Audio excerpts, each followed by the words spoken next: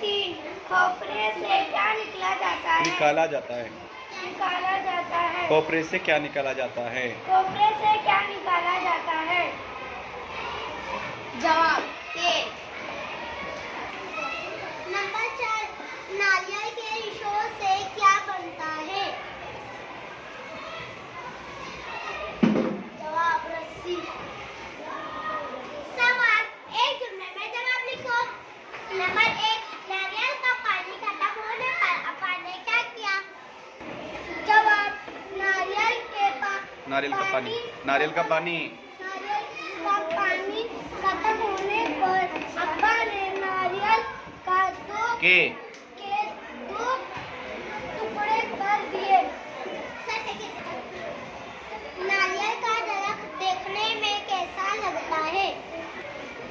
जवाब, नारियल का दरख्त देखने में ऐसा लगता है जैसे किसी ने छाते खोल दिए हो। नंबर 3, नारियल के तने से कौन सी चीजें बनाई जाती है?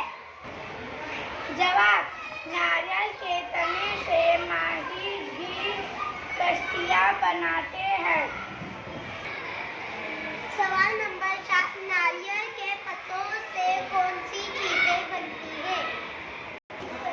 जवाब, नारियल के पत्तों से पंखे, चटाइयाँ बनती है और झोपड़ों की छतें भी छाई जाती हैं। नंबर 5, नारियल के खोल से क्या बनाया जाता है?